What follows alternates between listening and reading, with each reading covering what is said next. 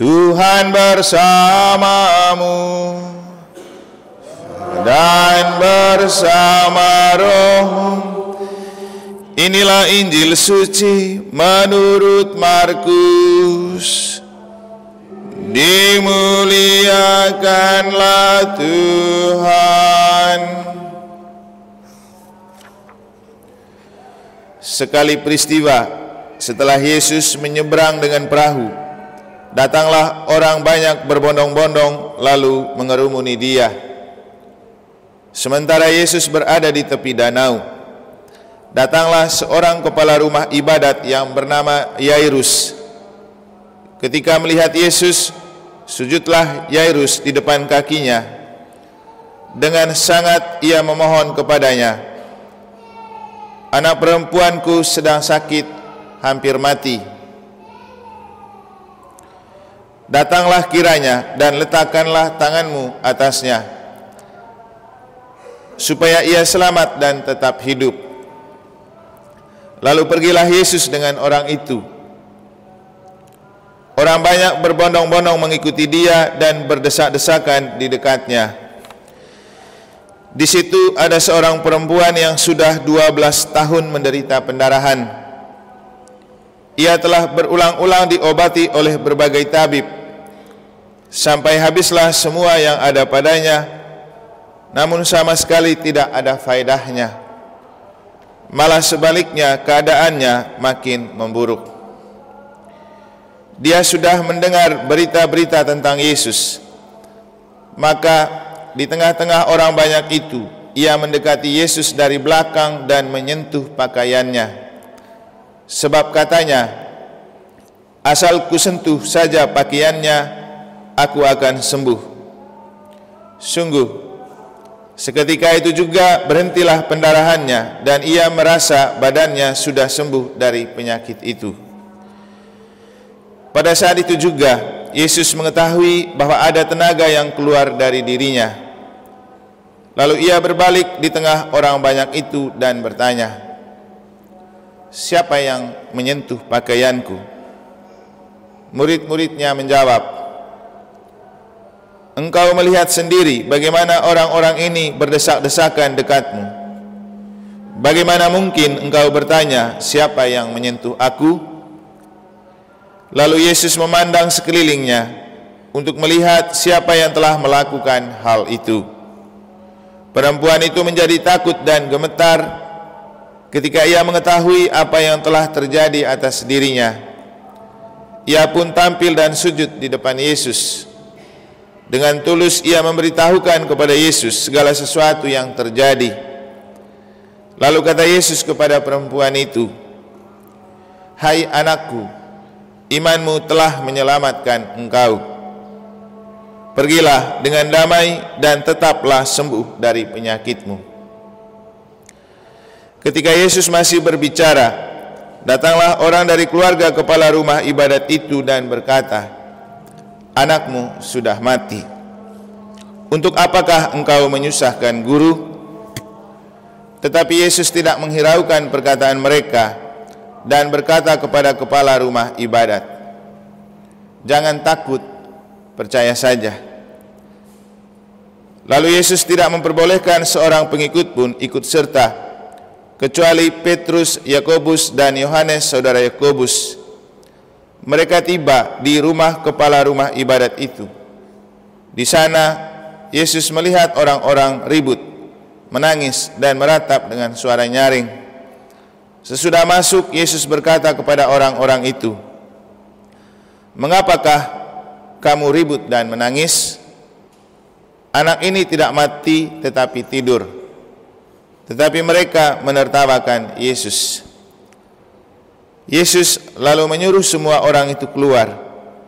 Ia membawa ayah dan ibu anak itu, serta mereka yang bersama-sama dengan Yesus masuk ke dalam kamar anak itu. Lalu Yesus memegang tangan anak itu, katanya, "Talita kum," yang berarti, "Hai anak perempuan, aku berkata kepadamu, bangunlah." Seketika itu juga anak perempuan yang berumur 12 tahun itu berdiri tegak dan berjalan. Semua orang yang hadir sangat takjub, dan sangat Yesus berpesan kepada mereka supaya jangan seorang pun mengetahui hal itu. Lalu Yesus menyuruh mereka memberikan makanan kepada anak perempuan itu.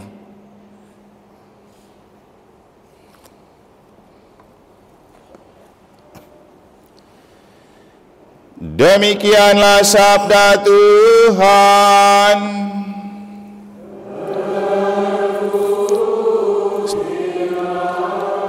Kasih mati mic yang di sana itu biar nggak bunyi. Kasih mati.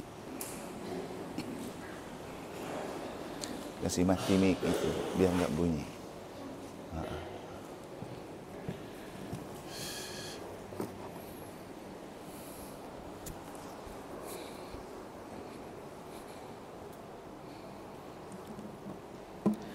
Jangan takut, percaya saja. Para suster, Bapak Ibu, saudara-saudari, adik-adik dan anak-anak sekalian yang saya kasih dalam Tuhan. Apa yang dimaksudkan ketika Injil berbicara tentang jangan takut, percaya saja? Karena kalau bicara percaya saja, maka yang dimaksudkan adalah cukup beriman, setelah itu tidak buat apa-apa lagi. Apakah maksudnya seperti itu? Rasanya tidak. Percaya saja di sini dimaksudkan bahwa kita betul-betul percaya. Kemarin waktu merayakan ulang tahun gereja kita yang ke-57, saya mengajak kita untuk memaknai agar berlomba dalam iman dan tidak beriman untuk lomba. Jadi berlomba dalam iman tapi tidak beriman untuk lomba. Kenapa? Iman itu anugerah istimewa dari Allah. Kalau dibahasakan dengan bahasanya Yesus itu, Bapalah yang memberikan kamu kepada saya supaya kamu menjadi pengikutku. Maka iman itu sebuah anugerah. Karena iman itu anugerah, maka iman itu untuk mendatangkan banyak anugerah. Yang penting betul-betul percaya. Memang tidak mudah untuk percaya, tetapi sangat mudah untuk kalau kita coba memaknai kenyataan-kenyataan hidup kita dan melihat itu dalam penyelenggaraan Allah sebagai ekspresi iman. Misalnya,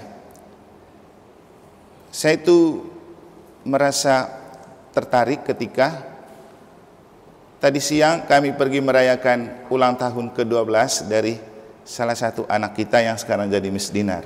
Ini dia, Jolin atau Selin. Dan dalam Injil kita mendengar cerita tentang apa? Seorang anak perempuan berusia 12 tahun sakit pendarahan. Kenapa harus hari ini sama? Tapi justru Tuhan mau mengatakan kepada kita bahwa Tuhan itu menunjukkan kekuatannya dan menunjukkan kehadirannya untuk membuat kita makin percaya. Tidak selalu dengan kita melihat Tuhan yang tampak, tetapi kita memaknai apapun yang tampak dalam kenyataan hidup kita, yang membuat kita merasa dan sadar bahwa kalau Tuhan tidak melakukan itu, tidak mungkin terjadi hal-hal yang takjub.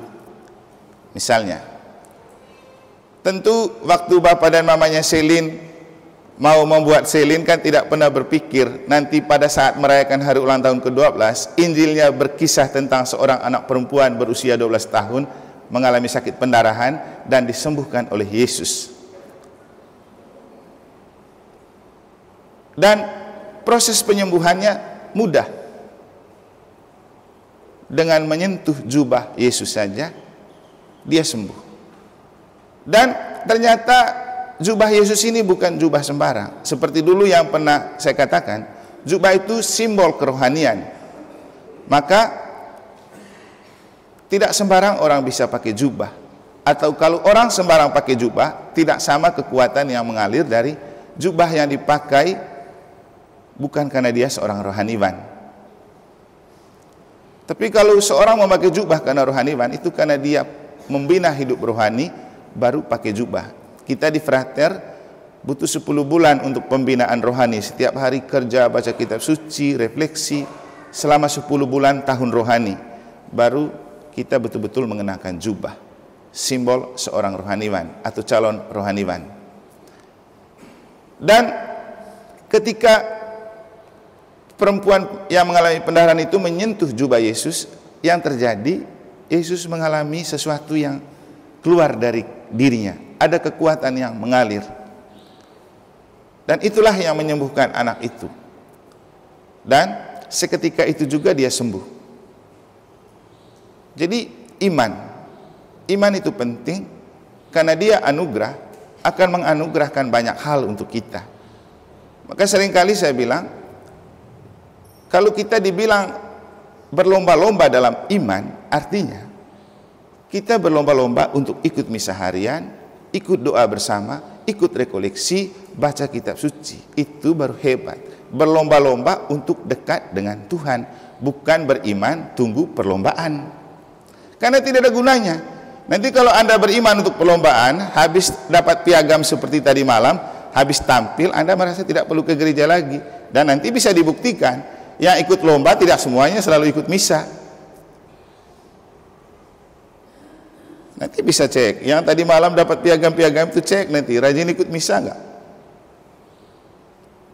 Tapi kalau berlomba-lomba dalam iman, apapun bentuk kegiatan rohani, selalu ikut. Makanya ketika saya hadir dan diundang untuk merayakan ulang tahunnya Selin tadi, baru saya paham apa artinya ketika tadi siang bapaknya datang undang saya, Romo nanti siang kita ke futsal, Selin hari ini merayakan ulang tahun. Ya, saya pergi untuk makan siang, tapi ternyata di sana mereka minta doa, sekaligus doa makan dan berkat untuk Selin. Dan setelah membaca Injil hari ini, saya merasa sangat beruntung bisa pergi ke sana. Saya bisa membagi berkat di saat hari ulang tahunnya. Dan kemudian saya berpikir, itulah cara saya menghadirkan Yesus bagi seorang perempuan anak berusia 12 tahun, cerminan dari cerita dalam kitab suci pada hari ini. Tadi sih di Mama dan Bapak Selin saya guyon begini. Aduh, saya rasa rugi kalau tidak datang tadi.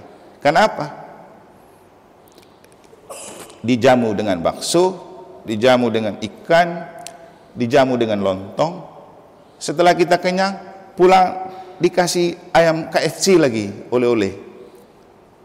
Itu dari segi material. Tapi tentu bukan itu yang penting. Karena ketika saya hadir di sana, sudah berkumpul anak-anak bukan cuma dari orang Katolik, juga keluarga-keluarga yang bukan cuma dari orang Katolik. Ada beberapa anak-anak muda teman kerjanya Bapak Selin.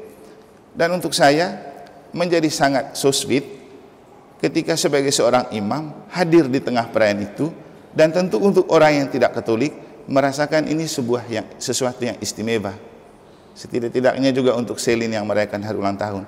Tapi untuk saya paling penting ketika kita memakai iman dalam hidup, iman itulah yang akan menampakkan hal-hal sederhana menjadi sangat istimewa. Saya sendiri tidak pernah menduga bahwa hari ini bacaan berbicara tentang seorang anak pendarahan yang berusia 12 tahun, juga ketika kita punya anak yang rajin mesdinar merayakan hari ulang tahun ke-12.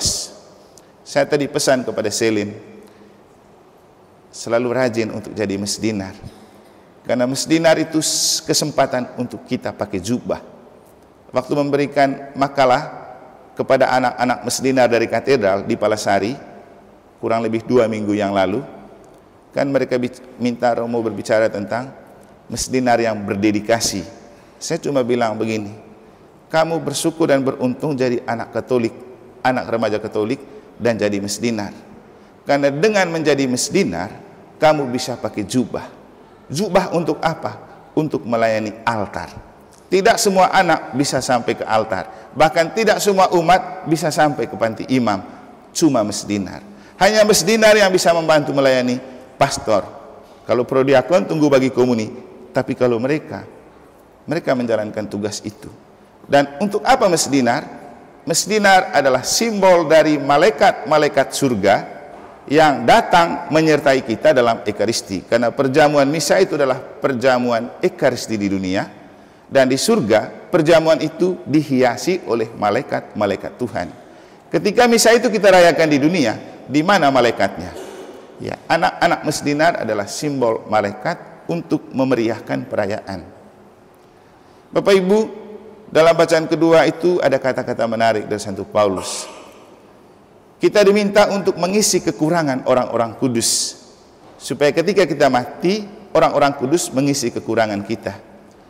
Saya itu tertarik untuk coba menelusuri lebih jauh. Ketika orang sudah jadi orang kudus, apa kekurangannya? Kira-kira menurut para suster, ketika orang sudah jadi orang kudus, masih juga ada kekurangannya. Kira-kira kekurangannya apa? Berarti kan jadi orang kudus itu bukan harus tidak punya kekurangan. Dan kita harus mengisi kekurangan mereka itu dengan kelebihan kita. Apa? Ya, kalau saya coba-coba pikir, kekurangan orang kudus adalah mereka tidak bisa merayakan misa seperti kita. Karena walaupun orang sudah jadi kudus, kita butuh imam yang hidup untuk misa. Dan dalam misa, kita berseru memuji Tuhan bersama para kudus. Mereka sendiri tidak bisa berseru sendiri kalau tidak ada misa. Nanti kan di privasi sebelum kita menyanyikan kudus kan ada seruan bersama para malaikat dan para kudus di surga. Kami memuji dan memuliakan Dikau dengan bernyanyi. Orang kudus tidak bisa melakukan itu, tapi mereka bisa melakukan itu bersama kita ketika kita merayakan misa. Inilah kekurangan mereka. Mereka tidak bisa merayakan misa di dunia. Dan inilah kekurangan yang kita tambahkan dengan kelebihan kita. Maka misa itu kelebihan untuk membantu kekurangan orang kudus. Dan supaya ketika kita mati, kita bawa kekurangan orang kudus yang membantu mengisi kekurangan kita. Itulah kekuatan utama dari misa. Tapi ini bicara iman, Bapak Ibu. Tidak mungkin Anda menghargai misa dan menempatkan misa penting bagi hidupmu kalau kamu tidak punya iman yang memang benar-benar beriman. Kalau iman setengah-setengah, atau iman KTP, atau iman benalu, atau iman ya yang penting statusnya orang Katolik, tidak akan memberikan dampak apa-apa bagi hidup kita. Coba lihat anak perempuan yang pendarahan ini. Karena dia punya iman, dia mendapat kesembuhan dari Yesus. Dan jangan lupa ada catatan di situ. Sudah lama ia berjuang, bahkan tabib-tabib pun tidak mampu menyembuhkan dia sampai habis semua yang ada padanya. Berarti kekayaannya semua habis hanya karena urus dia punya penyakit. Tapi ketika datang kepada Yesus tanpa bawa apa-apa, dia cuma bawa iman, bahwa dia percaya tanpa menjamah Yesus, tapi dengan menyentuh jubah Yesus saja, ia sembuh. Dan sembuh. Iman, kekuatan iman. Tidak perlu uang banyak, tidak perlu kaya. Yang penting Anda percaya saja dan jangan takut. Demikian juga dengan Yairus, seorang pengawal bait Allah. Dia punya posisi bagus. Dia pasti kaya juga untuk mengurusi anaknya yang sakit. Tapi dia tanggalkan semuanya itu. Dia lebih percaya kepada Yesus. Dan sedikit ada keraguan pada orang-orang ketika Yesus datang terlambat. Mereka bilang apa? Ngapain juga kau datang Yesus? Orang bilang, ngapain kau menyusahkan guru, itu anak sudah mati, kau merengek-merengek untuk apa lagi? Tapi dia tetap ingin Yesus datang. Dan melihat imannya itu, Yesus datang. Dan apa yang terjadi?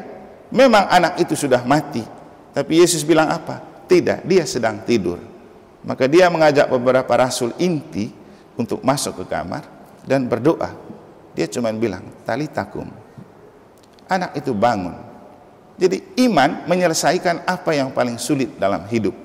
Iman membantu kita keluar dari persoalan yang tak dapat kita selesaikan dengan kekuatan duniawi, dengan kekayaan, dengan uang. Iman itu anugerah. Pakai iman untuk hidupmu penuh anugerah. Semoga Tuhan memberkati.